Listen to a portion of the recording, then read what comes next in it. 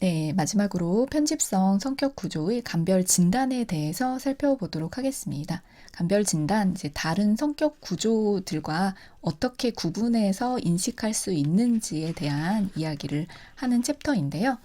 우선은 편집성 성격 구조와 정신병질적 성격 구조를 좀 헷갈릴 수 있다라고 하는 것이에요. 앞서서도 잠깐 소개가 되어 있었는데 둘 다 힘에 대해서 굉장히 집착하는 경향이 있고 또 자기의 공격성, 적대감 같은 것을 행동화해서 나타내는 그런 특징들이 있었습니다. 하지만 이제 둘이 아주 극명하게 구분이 되는 것은 바로 편집성 성격 구조를 가진 사람들은 죄책감을 느낀다라고 하는 거예요. 그리고 상대방에 대한 사랑을 느낄 수 있다라고 하는 것입니다. 이분들은 한번 신뢰가 형성이 되면 한없는 충성과 관용을 베풀 수 있는 마음이 있고 그와 함께 배신에 굉장히 취약한 그런 특징을 갖는다고 해요.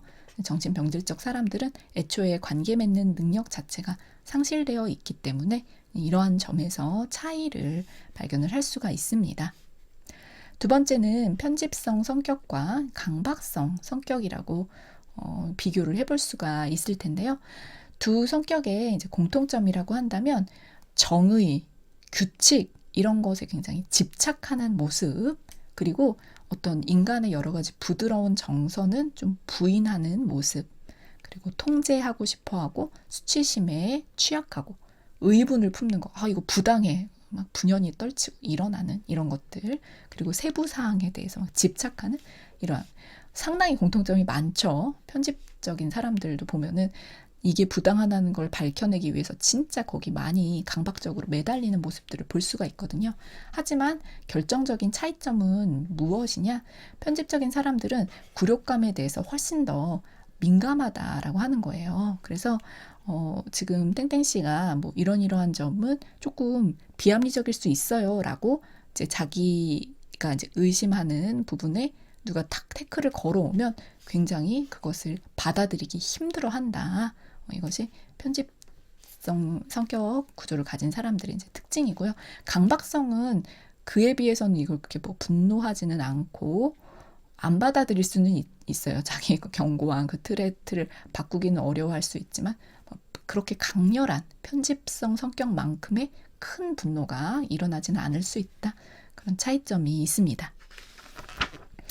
다음으로 편집성 성격 구조와 해리성 성격에 대해서 좀 우리가 가질 수가 있는데 이것이 유발되는 그 초기의 상황 자체가 정서적 학대라는 이제 공통점을 갖고 있기 때문이고요.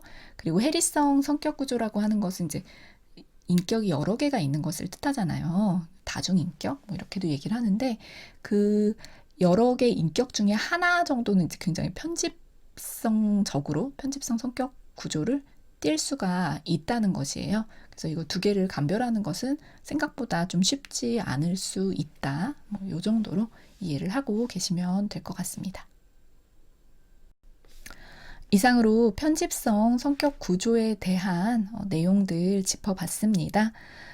좀 최근의 정신분석적인 접근들은 좀 사회 문제, 사회 정의 이제 문제를 다룸에 있어서 이 편집증적인 경향들이 어떻게 누군가를 몰고 가고 그것이 이제 정치적으로 악용될 수 있는지 뭐 이런 거에 좀 관심이 많이 있다고 해요. 제 생각에도 우리나라도 요즘에 혐오 문제가 좀 크잖아요. 국민들을 막 이렇게 분열시키고 이러한 이슈들이 이제 이런 편집증적인 태도, 정신 분석에서 이야기하는 그런 속성들로 설명되는 부분이 상당히 있다는 생각이 듭니다.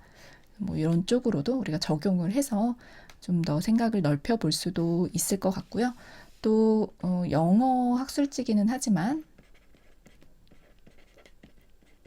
사이컬러지컬 리뷰라고 하는 학술지가 있거든요. 이거 사이컬러지컬 리뷰가 아니라 사이코 어널리틱 리뷰네요.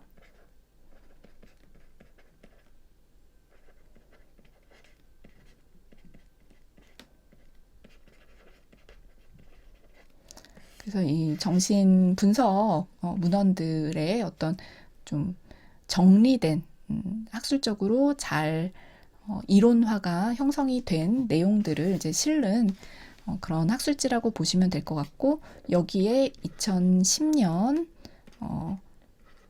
97권 2호에 보시면은 이 편집성 성격 구조에 대한 이 낸시 맥 윌리엄스의 글이 이제 수록이 되어 있다고 하니까요. 관심 있는 분들은 한번 살펴보시면 좋을 것 같습니다. 이렇게 해서 오늘 수업 마무리하고요. 다음 수업에서는 우울성 성격과 조증 성격에 대해서 살펴보려고 합니다. 우울과 이제 조증은 상반되는 성격이지만 사실 그것을 구성하는 어떤 기본적인 추동, 기본적인 어떤 다이내믹은 동일하다라고 정신분석에서는 바라보고 있어요. 그래서 이제 두 가지가 함께 다루어질 예정입니다. 네. 오늘 수업 여기서 마무리하도록 하겠습니다. 감사합니다.